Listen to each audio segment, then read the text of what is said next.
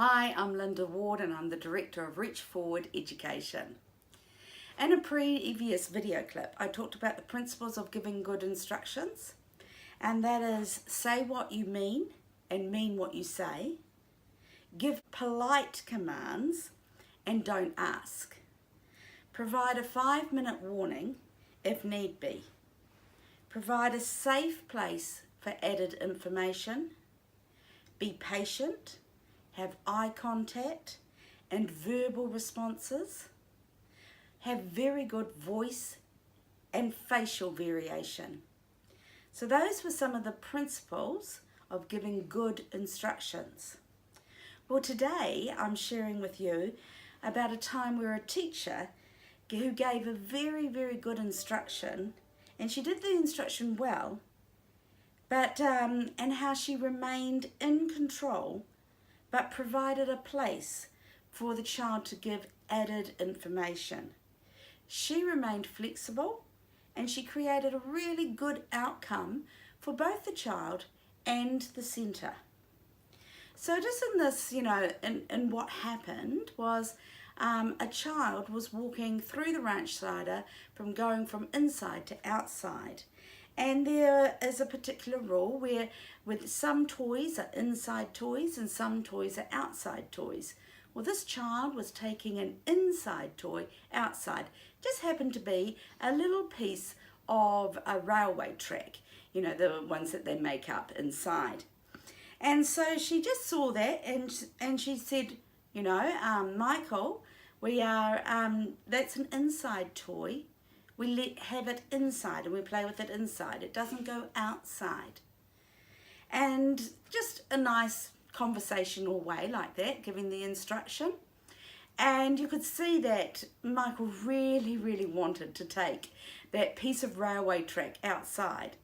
And so he looked at her and then he started edging even more towards the ranch side and towards outside. So he's sort of having this conundrum in his head thinking, I really want to take this railway piece outside, but she's saying that I can't. So he's sort of edging towards the door. So then she took on the principle of the power of once. And she put that into action.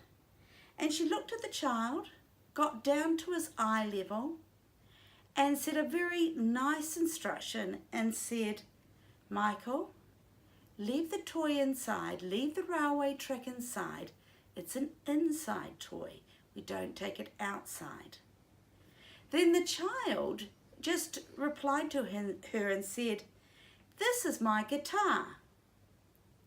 Now that was the added piece of information. That child felt secure enough to give her an added piece of information. So she took that on board and she looked outside and she could see that the other teacher was sitting outside playing the guitar, and there was a group of children surrounding her and they were singing and playing, enjoying the music time together outside. So she rephrased her instruction, looked at him and said, so do you want to take this and is it going to be your guitar as you sit beside Auntie Monica? And he said, yes, it's my guitar. So she said, okay then, you can take that outside, play the guitar with Auntie Monica, and when you're finished, you bring it back inside. It's just for this special occasion. A big smile came upon his face, and then he took that outside. A couple of minutes later, she looked outside and there was a beautiful picture of Auntie Monica playing the guitar and this little boy, Michael, just pretending to play his railway track guitar. So the teacher was in control the whole time. She was very sweet, but she was flexible. She was not dogmatic about the rules, but she was thinking of the overall principles of learning. And she was reflective in the way that she was interacting with that child. So knowing your children, this child is not constantly negotiating with an instruction, and it's not a child that always wants to break the rules. It was a child who wanted to just think creatively and intelligently about his play and how he was going to join in with the teacher. So it's a very good example here of the value of a child feeling very secure and safe in being able to add that information when they receive the instruction. It's also a very good example of how the power of once, where a teacher is giving the instruction down at eye level, talking sweetly, asking for the child to respond, how that can work. It can work in the positive with some flexibility. It can work where the child decides that they don't want to obey you and there's a consequence. But this one was just so beautiful in the way the learning continued, in the way the teacher and the child interacted.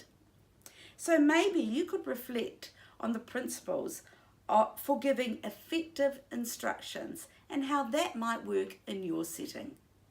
Thank you.